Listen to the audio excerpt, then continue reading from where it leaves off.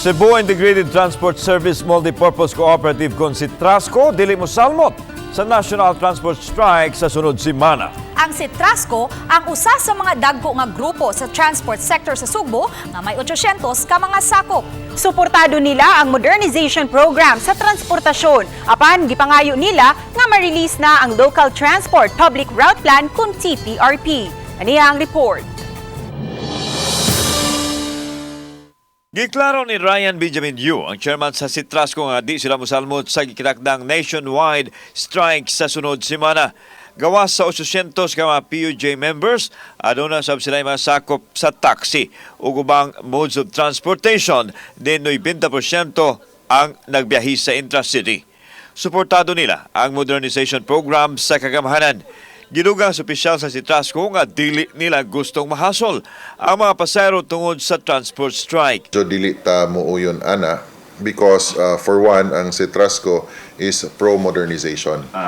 So we welcome modernization. We support the modernization program. Samtang taliwa sa suporta sa CITRASCO sa modernization program, doon naghapoy mga hagit nga ilang giatubang nga naghatag og kalisod sa ilang mga miyembro.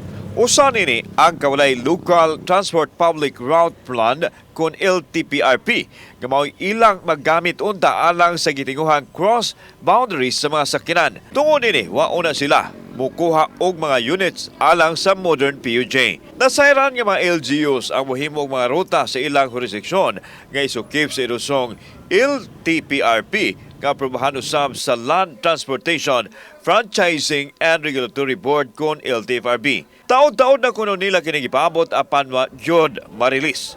Gidugang niyo nga dili lalim kung mukuha sila og mga modern PUJ nga nagkantidad og milyon ka pesos apan walay kasiguraduhan sa mga ruta niini. Mao natong sige natong hangyo bang ipagawas na ng LPTRP, i-approve na because ang deadline ana was still December of 2017. Dili gani pwedeng magamit ang COVID nga rason because ang COVID was happened only 2020.